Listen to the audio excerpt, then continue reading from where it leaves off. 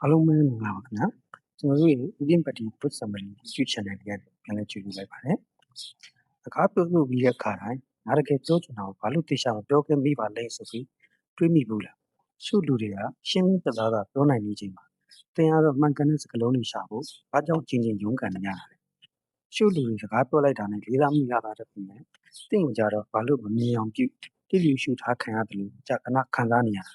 ။လက်ခံရခက်တဲ့အမှန်တရားတစ်ခုကတော့မကြကြဆက်သွယ်ပြောဆိုနိုင်မှန်းဆိုဝေးရပါလာတဲ့ပါရမီတစ်ခုမဟုတ်ပါဘူး။ဒါဟာအဆင့်လိုက်တင်ယူနိုင်တဲ့ကျွမ်းကျင်မှုတစ်ခုသာဖြစ်ပါတယ်။လူတွေအထင်ကြီးအောင်ခက်ခဲတဲ့စကားလုံးကြီးတွေသုံးတာပညာတတ်ကြီးလို့ဟန်ဆောင်ပြောဆိုတာမျိုးမဟုတ်ပါဘူး။သင်အတန်ကိုလူတွေကြားအောင်သင်မက်ဆေ့ကိုရှင်းလင်းအောင်ပြီးတော့အခန်းထဲမှာတင်ရှိနေတယ်ဆိုတာကိုလူတွေခံစားမိလောက်အောင်ဘယ်လိုပြောရမလဲဆိုတာကိုသိထားခြင်းသာဖြစ်ပါတယ်။အတန်ကိုကြည်ကြဲအော်ရမလို့ပဲခြားလူတယောက်လိုဟန်ဆောင်ရမလို့ပဲသင်ရဲ့တည်ရှိမှုကိုပေါ်လွင်စေနိုင်ပါတယ်။ဒီ audio ပိုလေးဟာသင်ကိုနေ့စဉ်ရက်ဆက်တည်ငြိမ်ပြီးတော့ခိုင်မာတဲ့ယုံကြည်မှုနဲ့ဘယ်လိုစကားပြောရမလဲဆိုတာကိုပြသပေးတော့မှာလှည့်သားမှုပါပဲဘယ်လိုလွှမ်းမိုးမလဲယုံကြည်မှုကိုဘယ်လိုတည်ဆောက်မလဲ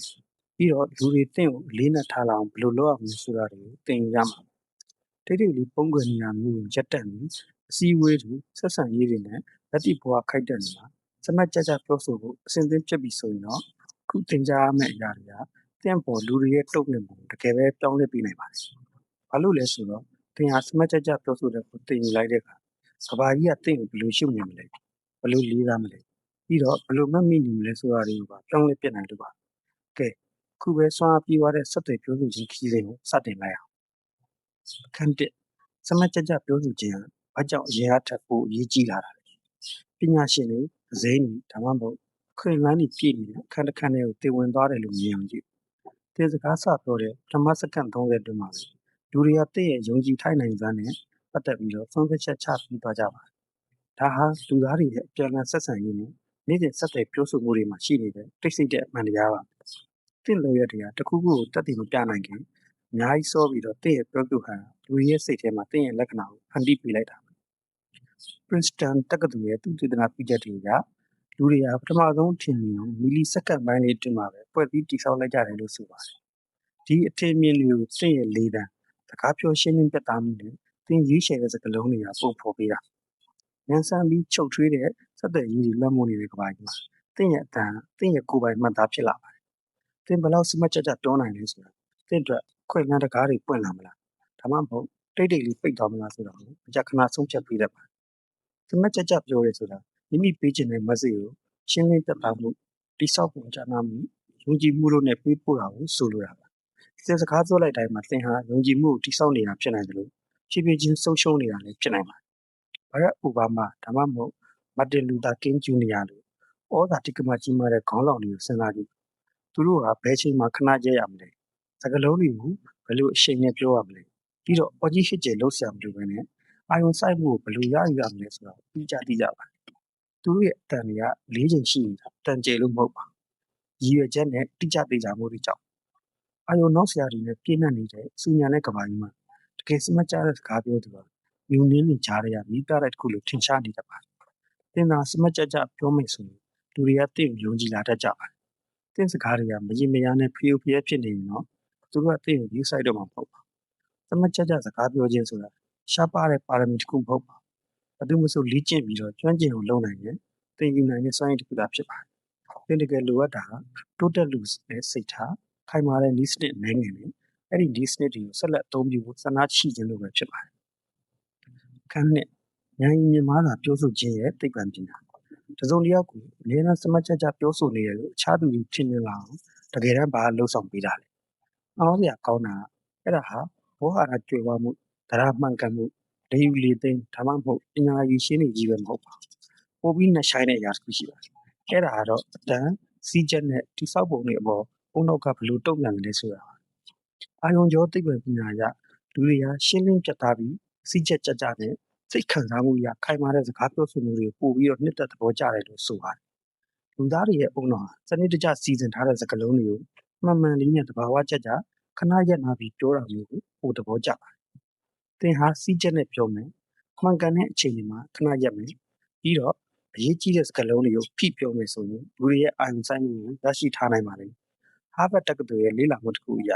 စကားကိုနည်းနည်းလေးပိုနှိမ့်နှိမ့်နဲ့သေချာစဉ်းစားပြီးပြောတဲ့သူတွေကိုပိုပြီးဉာဏ်ကောင်းတယ်ပိုပြီးယုံကြည်ရတယ်လို့မြင်ရကြောင်းတွေ့ရပါတယ်။ဒါဟာစကားလုံးတွေကိုဆွဲဆန့်ပြီးပြောခိုင်းတာမဟုတ်ပါဘူး။သင်ပေးခြင်းတဲ့ message ကိုအသက်ရှူပေါက်လေးပေးလိုက်တာ။စမတ်ကြတဲ့စကားပြောသူတွေကတိတ်ဆိတ်ရှင်လေးစားကြပါတယ်။ခဏရက်နာခြင်းဆိုတာအလကားအချိန်ဖြုံးတာမဟုတ်ပဲ message ရဲ့အစိတ်ပိုင်းတစ်ခုဖြစ်တယ်ဆိုတာကိုသူတို့ကြည့်ကြပါတယ်။အားကောင်းတဲ့ဝါကြတစ်ခုပြီးမှချိန်ကိုက်ခဏရက်နာလိုက်ရှင်နားထောင်သူရဲ့အုံနောက်ကိုလက်ထီစကားရဲ့အလေးချိန်ကိုခံစားနားလည်နိုင်ဖို့အချိန်ပေးလိုက်တာပါ။သင်ပြောနေတဲ့အကြောင်းအရာကိုသူတို့အပြည့်အဝနားမလည်ကြပါဘူး။သင်ရဲ့လေးတန်းနားထောင်သူကိုသင်ပြောတဲ့အရာနဲ့ပတ်သက်ပြီးတော့ဘယ်လိုခံစားရမလဲဆိုတာကိုပြောပြနေပါတယ်။သင်စကားလုံးတွေကလက်ဆောင်တစ်ခုဆိုရင်သင်လေးတန်းအဲ့ဒီလက်ဆောင်ကိုဆွဲဆောင်ရရှိနေပြီးလက်ခံလွယ်ကူစေတဲ့ထုတ်ပိုးမှုပါ။သမတ်ကြတဲ့စကားပြောသူတွေကဘယ်နေရာမှာလေးပြီးပြောရမလဲဆိုတာကိုသုံးပြီးတော့နားထောင်သူရဲ့အာရုံစိုက်မှုကိုဘယ်လိုလမ်းကြောင်းပေးရမလဲဆိုတာကိုကောင်းကောင်းသိကြပါတယ်။အုံနောက်ဟာရှင်းလင်းပြတ်သားမှုကိုဆူရှာတဲ့အနေနဲ့ကျဉ်းနှံ့မှုကိုဖြစ်စေတဲ့ဓာတုပစ္စည်းဖြစ်တဲ့ဒိုပါမင်းကိုထုတ်လွှတ်ပေးပါတယ်။အုံနောက်ကသင်ရဲ့စကားပြောဟန်ကိုပိုနှစ်သက်လေလေသင်ရဲ့ဉာဏ်ရည်မြင့်နဲ့ယုံကြည်ရတဲ့နားထောင်သင့်တဲ့သူဖြစ်တယ်လို့မြန်မြန်သတ်မှတ်လေလေပါပဲ။အခန်းသုံးရှုပ်ထွေးမှုမပါတဲ့ဩဝါဒသုံးဆွဲခြင်းလူအများစုကစမတ်ကြတယ်လို့ထင်ရအောင်စကားလုံးကြီးကြီးတွေနဲ့ရှုပ်ထွေးတဲ့စကားစုတွေကိုသုံးရမယ်လို့တိတ်တိတ်လေးယုံကြည်ထားတတ်ကြပါတယ်။ဒါပေမဲ့အမှန်တရားကတော့အဲ့ဒီအယူဆနဲ့လုံးဝကိုစန့်ကျင်တတ်ပါတယ်။စမတ်ကြတဲ့စက်တဲ့ပြောဆိုသူတွေစမတ်ကြအောင်မကြိုးစားကြပါဘူး။သူတို့ကသူများနားလည်အောင်ပဲကြိုးစားကြတာ။တကယ်လက်တွေ့စက်တဲ့ပြောဆိုမှုမှာသူများနားလည်အောင်ပြောနိုင်ခြင်းဟာအမြင့်မားဆုံးသောဉာဏ်ရည်ဉာဏ်သွေးပုံစံပါ။သင်ပေးတဲ့ message ကအားထောင်သူရှုပ်ထွေးသွားစေတယ်ဆိုရင်သင်ဝေါ်ဟာရတွေဘလောက်ပဲအစ်စ်မြင့်နေမှာကြည့်လကားပါလေ။ရှင်းလင်းပြတ်သားမှုကမလိုအပ်တဲ့ရှုပ်ထွေးမှုတွေကိုအများအားအနိုင်ယူပါတယ်။ Albert Einstein ကတခုခုကိုရိုးရိုးရှင်းရှင်းရှင်းမပြနိုင်ဘူးဆိုရင်မင်းကိုယ်တိုင်အဲ့ဒါကိုသေချာနားမလည်သေးလို့ပဲလို့ပြောခဲ့လို့ပါတယ်။အတော်ဆုံးလူတွေကရှုပ်ထွေးတဲ့ idea တွေကိုရိုးရှင်းပြီးတော့လက်တွေ့ကြတဲ့ဘာသာစကားနဲ့ရှင်းပြနိုင်ကြပါတယ်။သူတို့ကစကားလုံးတွေကိုအတ္တနဲ့မရွေးချယ်နဲ့တိကျသေးတာမှုနဲ့ရွေးချယ်ကြပါတယ်။သူတို့လိုချင်တာဟာထိရောက်မှုလက်ခုပ်တယ်မဟုတ်ပါဘူး။သူတို့ကအချိတ်ဆက်မိဖို့ကိုပဲဂရုစိုက်ပြီးရှုပ်ထွေးတာမှာကိုလိုလားကြပါစမတ်ကြတဲ့ဝါရဆိုတာစားစာတွေကဟင်းခတ်မွေးကြိုင်နေတဲ့တူပါတယ်။နည်းနည်းလေးထည့်လိုက်ရင်အရသာပိုကောင်းသေးပေမဲ့များသွားရင်တော့ဟင်းတစ်ခွက်လုံးပျက်စီးသွားပြီပါ။ဒီနေရာမှာဟန်ဆောင်ထားသလိုအတင်းလို့ယူထားသလိုမဖြစ်စေပဲသစ်ဝါဟာရကိုအစစ်မြင့်တင်နိုင်တဲ့နည်းလမ်း၃ခုရှိပါတယ်။ပထမချက်ကပိုးရှန်နေတာကိုဖြတ်ထုတ်ဖို့တိကျတဲ့ကိရိယာတွေကိုသုံးပါ။ဥပမာသူကဆုံးဖြတ်ချက်ကိုပြုလုပ်ခဲ့တယ်လို့ပြောမှသာသူဆုံးဖြတ်ခဲ့တယ်လို့ရှင်းရှင်းပဲပြောလိုက်။ဒုတိယအချက်ဟိုဘာလဲဆိုတော့အဲ့လိုမျိုးတကယ်ဖြစ်စကလုံးတွေသုံးမဲ့အစားရည်ချက်ရှိရှိခဏလေးရနာလိုက်တတိယအချက်သေးငယ်လေးနဲ့စမကြတဲ့စကလုံးပန်လေးတစ်ခုတိစောက်အပတ်စဉ်တိုင်းမှာရှင်းလင်းပြတ်သားပြီးတော့ခိုင်မာအားကောင်းတဲ့လက်တွေ့ကြတဲ့အသုံးဝင်တဲ့စကလုံးလေးငယ်ကိုလေ့လာသင်မစီကိုရောက်ရှိစေတဲ့စကလုံးလေးကိုရေးရှင်းပါသင်အတိတ်ပဲကိုဖုံးကွယ်ပြီးဓာတ်ထောင်သူနဲ့သင်ကြားအကွာအဝေးဖြစ်စေတဲ့စကလုံးမျိုးကိုမရွေးပါနဲ့ဘာသာစကားဆိုတာတရားတစ်စင်းပါရှုပ်ထွေးတဲ့စကားလုံးတွေကကွာဝေးကိုဖန်တီးပြီးတော့ရှင်းလင်းတဲ့စကားလုံးတွေကတော့ယုံကြည်မှုနဲ့အချိတ်ဆက်ကိုတိဆောက်ပေးပါတယ်။အခန်းလေးစကားလုံးတွေကစွမ်းအားကြီးပါတယ်။ဒါပေမဲ့တိဆောက်ပုံမပါတဲ့စကားလုံးတွေကပုံစံထုတ်မထားတဲ့အုတ်ခဲတွေနဲ့တူပါတယ်။အဲ့ဒါတွေကကြိုကျသွားတဲ့ရှုပ်ထွေးမှုတွေဖန်တီးတယ်။ပြီးတော့ထိရောက်မှုလည်းအရန်နေပါတယ်။စမတ်ကြကြပြောချင်တယ်ဆိုရင်သင်ရဲ့အတွေးတွေကိုနားလည်ရလွယ်ကူပြီးမိပြဖို့ခက်ခဲမဲ့ပုံစံမျိုးနဲ့စနစ်တကျစီစဉ်ရပါစမတ်ကြတဲ့စကားပြောသူတွေကဒီတိုင်းလျှောက်ပြောနေတာမဟုတ်ပါသူတို့ကသူတို့ရဲ့ message ကိုတစ်စင်ချင်းရှင်းရှင်းလင်းလင်းတိဆောက်ကြတာအားကောင်းတဲ့ message တိုင်းမှာအရှိခံစိတ်ပိုင်း၃ခုရှိပါတယ်အစာပြိုခြင်းအဓိကအချက်နဲ့ညီကုန်းချုပ်ခြင်းတို့ဖြစ်ပါတယ်ပထမဦးဆုံးအရှိန်ကိုအစာပြိုးပေးရပြီးရင်သင်ရဲ့အဓိကချက်ကိုပြောရနောက်ဆုံးမှာတော့မှတ်သားသွားစရာဒါမှမဟုတ်သုံးဆောင်ရမယ့်အရာတစ်ခုနဲ့ညီကုန်းချုပ်ရပါလူသားတွေရဲ့အုံနောက်ပုံစံကွက်တွေကိုလိုက်မှတ်တတ်ဖို့ဖွဲ့စည်းရတာဖြစ်လို့ဒီအစိတ်ပိုင်း၃ခုပါတဲ့တိဆောက်ပုံကတဘာဝကျပြီးတော့ပုံပေါက်မှုရှိသေးပါတယ်နောက်ထပ်ကိရိယာတစ်ခုကတော့၃ခုရဲစီးမင်းပါကျွန်တော်တို့အုံနောက်တွေကအရာရာကို၃ခုရဲနည်းတွေမှတ်ရတာကိုနှစ်သက်ကြအဲ့ဒါပြည့်စုံပြီးကျင့်တတ်စရာကောင်းတယ်လို့ခံစားလို့အရေးကြီးတဲ့အချက်တစ်ချက်ကိုပြောတော့မယ်ဆိုရင်အဲ့ဒါကိုပိုင်း၃ပိုင်းခွဲလိုက်ဥပမာအားဖြင့်ဒါကအလုပ်ဖြစ်ရတဲ့အကြောင်းရင်း၃ခုရှိတယ်ကုန်ကြစည်တက်တာတွေတိုးရှဲလို့ရတယ်ပြီးတော့အချက်လက်တွေထောက်ထားတွေရှိတယ်ဆိုတာမျိုးပေါ့ ဒါကဘာကြောင့်အရေးကြီးလဲဆိုတော့ဒါမှမဟုတ်ဒီချက်ကိုသိသိရှင်းပြပြစတဲ့လမ်းပြစကားစုတွေကိုလည်းသုံးနိုင်ပါတယ်ဒီလိုသိငယ်တဲ့အချက်ပြမှုလေးတွေကတရားစနစ်တကျရှိတယ်ဆိုတော့ပြသပြီးနားထောင်သူတွေလမ်းမပြောက်သွားအောင်လမ်းညွှန်ပေးပါတယ်ပုံမြင်ပြောခြင်းဟာစမတ်ကြကြပြောဆိုခြင်းတော့အကောင်းဆုံးသောတိဆောက်ပုံပါဘာလို့လဲဆိုတော့ပုံမြင်နေမှာတဘာဝအရာအစအလဲအဆုံးဆိုတာရှိနေလို့ပါတိဆောက်ပုံကတစ်အတန်ကိုကန့်တက်လိုက်တာမဟုတ်ပါအဲ့ဒါဟာတစ်အတန်ကိုပုံမူကျေလောင်သွားပြီးတော့တစ်မစိကိုမှတ်မိရပူလွယ်ကူစေတာဖြစ်ပါတယ်ခန်းကယုံကြည်မှုဆိုတာဥစ္စာတတ်ပါတယ်လူတစ်ယောက်ခန်းထဲဝင်လာတယ်စကားနည်းနည်းလေးပဲပြောလိုက်ပေမဲ့ချက်ချင်းပဲလူတိုင်းကသူ့ကိုအာရုံစိုက်ပါကြတယ်ဘာကြောင့်သူတို့အတန်ဒီလောက်မြန်မြန်ထင်ပေါ်သွားတာအများစုမှာအဲ့ဒါအတန်ကျေလို့မဟုတ်ပါဘူးယုံကြည်မှုကြောင့်သင်ကယုံကြည်မှုရှိရှိနဲ့စကားပြောတဲ့အခါလူတွေဟာတင့်စကားလုံးတွေကိုပြေဝနားမလည်သေးခင်မှာစတင်နားထောင်နေကြပါယုံကြည်မှုဆိုတာဘာနာကြီးတာမဟုတ်ပါဘူးကိုပြောမဲ့ message အပေါ်မှာခိုင်ခိုင်မာမာရက်တည်နေတာကိုပြောနေတဲ့အရာတကယ်ကိုအရေးပါတဲ့အရာတစ်ခုလို့ပြောဆိုခြင်းဖြစ်ပါတယ်ကိုတန်ဟာနားထောင်တဲ့အရာလို့ကိုယ်တိုင်ယုံကြည်လိုက်တဲ့အခိုက်အတန့်ပါပဲခြားသူတွေကလည်းအဲ့ဒီလူစတင်ယုံကြည်လာကြပါတယ်အဲ့ဒီယုံကြည်မှုကကျင့်စီကနေနားထောင်သူစီကိုစီးဆင်းသွားပြီးတော့ယုံကြည်မှုနဲ့ဩဇာအာဏာကိုဖန်တီးပေးပါတယ်ယုံကြည်မှုရှိရှိပြောဆိုတယ်ဆိုတာအကြောက်တရားလုံးဝမရှိတာကိုပြောတာမဟုတ်ပါဘူးကြောက်စိတ်ရှိနေတဲ့ဂျားကနေပြောဆိုရဲတာကိုဆိုလိုတာပါယုံကြည်မှုရှိတဲ့အောင်တန်ထွက်ဖို့အတွက်သင်တကယ်ကြီးယုံကြည်မှုရှိနေဖို့မလိုပါဘူးသင်ရဲ့ကိုယ်နေဟန်ထားကနေစပ်တာသင်ပါဇက်ကစကားမပြောဘူးသင်ခန္ဓာကိုယ်ကအရင်စကားပြောပါမတ်မတ်ရပ်ပါအခုံးကိုနောက်ဆုတ်ထားပါပြီးတော့မျက်လုံးချင်းတည်တည်ငြိမ်ငြိမ်ဆုံးပါအဲ့ဒါဆိုရင်သင်ရဲ့ message ဟာချက်ချင်းကိုပို့ပြီးတော့အားကောင်းလာပါတယ်ယုံကြည်မှုရှိတဲ့စကားပြောသူတွေကစကားတွေကိုစုံစမ်းမရှိချော့ပေါ်ပြောတာတွေကိုယ်ဝိုက်ပြောတာတွေလုံးမဲ့စားရှင်းလင်းပြသပြီးခိုင်မာတဲ့ဝါကြတွေကိုတုံးကြပါတယ်သူတို့ဟာစကားဆုံးသက်တိုင်းမှာလေတံကိုအောက်ချပြီးတော့ဆုံးတတ်ကြပါတယ်ဒါဟာတန်တရားဖြစ်ရှင်တဲ့ပြေကြမှုကိုချက်ပြတာအာနဲ့ကိုလီဆိုတဲ့စကားဖြစ်စကားလုံးတွေဟာသင်ရဲ့တရှိမှုအားနေစေပြီးတော့သင်ကိုသေချာမေးရတဲ့သူလို့ထင်ရစေပါတယ်ခဏရက်ရှင်ဟာစကားဖြစ်စကားလုံးတွေထပ်ပို့ပြီးတော့စာကြည့်ပါတိတ်ဆိတ်မှုဟာထင်းချုပ်နိုင်စွာနဲ့ပေရှာစဉ်းစားတတ်မှုကိုကြတ်တာပါယုံကြည်မှုဆိုတာကြွက်သားတစ်ခုလိုပါလက်ဆောင်တစ်ခုမဟုတ်ပါဘူးပိုတုံးလီလီပိုတန်မာလီလီပါပဲကိုစကားပြောတာကိုတန်ဖန်တာပြီးကိုရဲ့အဓိက message အစမှတဘာဝကြကြထွက်လာတဲ့အထိနီလန်မျိုးမျိုးနဲ့ပြောကြည့်ဖို့လေ့ကျင့်ယုံကြည်မှုဟာတိုးညင်းတဲ့အတန်လေးကိုတော့မှစကားဝိုင်းပြီးဆုံးသွားတဲ့တိုင်အောင်လူတွေကအချိန်ကြာကြီးမှတ်မိနေစေမယ်သွားပြီးွားတဲ့တရှိမှုတစ်ခုဖြစ်ပြောင်းလဲပေးနိုင်ပါတယ်အခန်း6နားထောင်ခြင်းဟာစမတ်ကြကြပြောဆိုခြင်းပါလူအများစုဘယ်တော့မှမလေးလာဖြစ်တဲ့လူဝက်ချက်တစ်ခုရှိပါတယ်အတော်ဆုံးစကားပြောသူတွေဆိုတာစကားအများကြီးပြောတဲ့သူတွေမဟုတ်ပါအကောင်းဆုံးနားထောင်တတ်သူတွေစကားဉာဏ်ကြီးမြင့်တယ်လို့ထင်ရပြီးတော့လေးစားမှုရဖို့အတွက်သင်ဟာတက်တက်ကြကြနားထောင်ခြင်းလူပညာကိုအရင်ဆုံးကျွမ်းကျင်ရပါနားထောင်နေဆိုတာစကားလုံးတွေကိုကြားရုံတက်တက်မဟုတ်ပါဘူးအဲ့ဒီနောက်ခွေကအတိတ်ပဲခံစားချက်နဲ့ရည်ရွယ်ချက်တွေကိုနားလည်ခြင်းဖြစ်ပါတယ်ဒီလိုလှုပ်ရှင်းဟာသင်ဟာချက်ချင်းတုံ့ပြန်ရုံတက်တက်မဟုတ်ပဲနဲ့သေချာပင်နဲ့စဉ်းစားသုံးသပ်နေတယ်ဆိုတာနဲ့မြန်ပြောဖို့ထက်တိကျမှန်ကန်ဖို့ကိုဂရုစိုက်တယ်ဆိုတာပြသပါတယ်ရှင်းမျိုးလစ်လျူရှုပြီးတော့ကြက်ထားတဲ့စာကြောင်းတွေကိုရွတ်ပြနေတဲ့သူထက်ရှင်းနေနဲ့ကိုက်ညီအောင်တုံ့ပြန်ပြောဆိုတတ်သူတွေကိုလူတွေကပို့ပြီးတော့ယုံကြည်ကြပါတယ်နားထောင်ခြင်းဟာသင်ရဲ့တုံ့ပြန်မှုတွေကိုအနှစ်သာရရှိစေပါတယ်အဲ့ဒါသင်စကလုံးတွေကိုပို့ပြီးတော့တိကျစေပြီးရေဘူးရဆန်နွမ်းတာကိုကျော်နေစေပါတယ်နားထောင်ခြင်းဆိုတာအမြဲတမ်းဝင်ဖြတ်မပြောပဲတက်တက်ကြွကြွပါဝင်ပတ်သက်ရှင်ပဲဖြစ်ပါတယ်အဲ့ဒီထဲမှာမျက်လုံးချင်းစုံတာခေါင်းငိတ်တာတွေဖြင့်ကိုယ်ခေါင်းနဲ့အတွေးတစ်ခုဝင်လာတာနဲ့ချက်ချင်းဝင်ပြောခြင်းတဲ့စိတ်ဆန္ဒကိုထိချုပ်တာတွေလည်းပါဝင်ပါတယ်လူတွေကသူတို့ကိုနားထောင်ပြီးတယ်နားလည်ပြီးတယ်လို့ခံစားရတဲ့အခါသူတို့ပိုပွင့်လင်းလာပြီးတော့ပိုပြီးရိုးရိုးသားသားဝင်လာတတ်ကြပါတယ်စမတ်ကြဆက်သွယ်ပြောဆိုခြင်းဆိုတာငင်းခုန်မှုတွေမှာနိုင်ရဖို့မဟုတ်ပါဘူးအခြားသူတွေကိုနားလည်ခံရတယ်လေးစားခံရတယ်လို့ခံစားရအောင်ကူညီပေးခြင်းဖြစ်ပါတယ်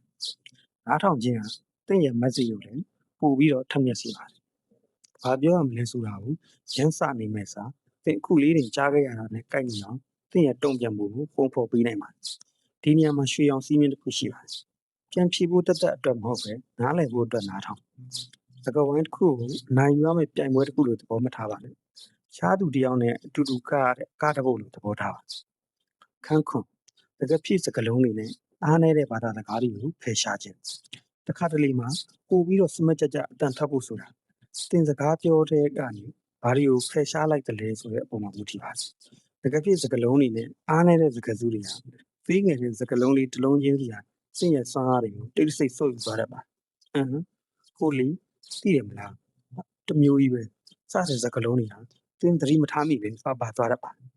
်တင်ရဲ့ idea ကဘလောက်ပဲအားကောင်းနေပါဒီစကလုံးတွေဟာတင့်မစိကိုပေါ့သွားစေပြီးတော့တင့်ကိုမတိကြမရေရတဲ့သူလို့ထင်ရစေပါတယ်တကယ်ဖြစ်စကလုံးတွေဆိုတာတင့်ပါဇက်ကတင့်စိတ်ထက်ပိုမြင်လှုပ်ရှားနေတယ်ဆိုတဲ့လက္ခဏာတစ်ခုပါအဲ့ဒါတွေကသင်ကခဏမရက်ပဲတွေးတာနဲ့ပြောတာကိုတစ်ချိန်တည်းမှာပဲလုပ်နေတဲ့အခါမျိုးမှာထွက်ပေါ်လာတတ်ပါတယ်အားနေတဲ့ဘာသာစကားဆိုတဲ့နေရာမှာဒါကတော့ယူကြောင်ကြောင်နိုင်တယ်လို့ထင်ရနိုင်ပေမဲ့ဒါမှမဟုတ်ကျွန်တော်ကကျွမ်းကျင်သူတော့မဟုတ်ပါဘူးဒါပေမဲ့စတဲ့စကားစုတွေလည်းပါဝင်ပါတယ်ဒီစကားကြောင်းတွေကသင်တကယ်ပြောချင်တဲ့အတွေ့အကြုံပြောရသေးခင်မှာကြိုပြီးတော့တောင်းပန်နေတယ်လို့ဖြစ်နေပါတယ်စမတ်ကြကြပြောဆိုခြင်းဟာခွင့်ပြုချက်တောင်းနေကြမလို့ပါသူ့ရဲ့ကိုယ်ပိုင်တန်ဖိုးနဲ့သူရက်တည်နေတာသူ့မစီကိုအားကောင်းကောင်းနဲ့ရရှိစေခြင်းလေဆိုရင်ဒီလိုစကားပြောအကျင့်တွေကိုထောက်ချက်ပစ်ဖို့လိုအပ်ပါတယ်ဒီစကားလုံးတွေကခဏရက်တာကိုလေ့ကျင့်တိတ်ဆိတ်ခြင်းဟာတကယ်ပြည့်စကားလုံးတွေထက်အများရန်ကြီးပါပိုကောင်းပါကျွန်တော်အကြံပြုချင်တာကတော့ဒါမှမဟုတ်အဓိကအချက်ကတော့ဒါပါပဲစရဲစွမ်းအားပြည့်စကားစုအနေနဲ့ချရေးပါအားနေပြီးတောင်းပန်တယ်လို့ဖြစ်နေတဲ့စကားအစတွေဒီလိုစကားစုတွေကိုတုံးပြီးတော့တင့်ဝကြတွေကိုစတင်ပြီးတော့တင့်လီတံကိုလည်းကျူးဆိုင်တင့်အတန်စကားဆုံးမှာမိကုံတစ်ခုကိုမြင့်တက်သွားမယ်ဆိုလို့ခိုင်မာတဲ့စကားလုံးတွေတော့အားနေသွားတယ်လို့ထင်ရနိုင်ပါဝကြတစ်ကြောင်းရဲ့အဆုံးမှာတင့်လီတံကိုအောက်ချလိုက်တဲ့အခါမှာအဲ့ဒါဟာတန်တရားဖြစ်နေတာမျိုးမဟုတ်ပဲနဲ့စောက်ချက်ချလိုက်တဲ့ပုံစံမျိုးဖြစ်သွားပါတယ်အခန်းရှစ်စမတ်ကြတဲ့မိကုံများရေးချင်းလူပညာစမတ်ကြစကားပြောခြင်းဆိုတာအဖြေကောင်းတွေပြီးနိုင်တတ်မဟုတ်ပါဘူးမကြာခဏဆိုသလိုပဲမိကုံကောင်းတွေနေနိုင်ခြင်းလည်းပါဝင်ပါတယ်စမတ်ကြတဲ့မိကုံတွေကပြောနေတဲ့အရာတွေကိုတကယ်တမ်းနားလည်အောင်စဉ်းစားလှုပ်ဆောင်နေတဲ့အာယုစူးစိုက်မှုရှိပြီးတော့သိကျင်သိပြင်ကြတဲ့စိတ်ကိုဖော်ပြနေပါတယ်အဲ့ဒီမိကုံတွေကအပေါ်ရင်တတ်မဟုတ်ပဲအဓိကပြဿနာကိုနားလည်ခြင်းနဲ့ဆန္ဒတကယ်စိတ်ဝင်စားမှုနဲ့နှဆိုင်မှုတို့ကိုပြသပါတယ်တင့်မိကုံတွေရဲ့အည်သေးကတင့်ဘဝနဲ့တင့်စကားဝိုင်းတွေရဲ့အည်သေးကိုပုံဖော်ပေးပါတယ်အပေါ်ယံမိကုံတွေမင်းအပေါ်ယံဖြည်တွေပဲကြပါလိမ့်ပိုနှချိုင်းတဲ့မိကုံတွေမင်းမယ်ဆိုရင်တော့ပိုနှဆိုင်တဲ့ထိုးရင်းသိရမှုတွေကိုပေါ်ထုတ်နိုင်ပါလိမ့်ရိုးရိုးဟုတ်တယ်မဟုတ်ဘူးဆိုတာထက်ပိုဖြည်ဖို့လိုအပ်တဲ့အဖြည်ပွင့်မိကုံတွေမြည်ပါဒီမှာအကြီးမားဆုံးစိုးရိမ်စရာဘာဖြစ်မလဲဒါမှမဟုတ်ဒီဆုံးဖြတ်ချက်ကကျွန်တော်တို့ရဲ့အဓိကပန်းနိုင်ကိုဘယ်လိုတက်ရောက်မှုရှိနိုင်မလဲစတဲ့စကားစုတွေကိုတုံးပါတစ်ဖက်လူကခုလေးတင်ပြောသွားတဲ့အရာကိုရှိခံပြီးနောက်ဆက်တွဲမိကုံတွေထပ်မိပါဒါအပြင်ဟာကိုယ်လေရောက်ဖို့စောင့်နေတာမဟုတ်ပဲတကယ်တေချာနားထောင်နေခဲ့တယ်ဆိုတာကိုတက်တည်ပြပါတယ်တရားရောက်ကလွယ်လွယ်ကူကူဖြည့်တစ်ခုပေးလိုက်တဲ့အခါဘာလို့အဲ့ဒါမှန်တယ်လို့ထင်တာလဲဆိုပြီးတော့ညင်ညင်တတလေးပြန်မေးကြည့်ဒါဟာစကားဝိုင်းပို့ပြီးတော့စဉ်းစားတွေးခေါ်စရာကောင်းတဲ့အဆင့်တစ်ခုစီကိုတွန်းပို့ပေးလိုက်တာပန်းနိုင်ဟာကိုတိထားတာလူကြီးလူတွေကိုအမြင်လိုက်ပြောနေဖို့မဟုတ်ပါပန်းနိုင်ဟာသူတို့ဘာတွေတွေးနေလဲဘလို့ခံစားနေရလဲဘာကိုယုံကြည်လဲဆိုတာတွေသူတို့ဘာသာဖော်ထုတ်လာနိုင်အောင်ကူညီပေးဖို့ပါအခန်းကိုတစ်မစီကိုပြိတ္တနဲ့ကိုက်ညီအောင်ပြင်ဆင်ခြင်းကဘာပေါ်မှာထက်မြက်ဆုံး idea ဖြစ်နေပါတယ်မှားရင်းတဲ့ပြိတ္တစီကိုမှားရင်းတဲ့နီလန်နဲ့ပြီးပို့ပြီးကြာရှုံးသွားမှာတမတ်ကြကြစကားပြောတယ်ဆိုတာမိမိရဲ့မစီကိုကိုယ့်ရှိမှရှိနေတဲ့လ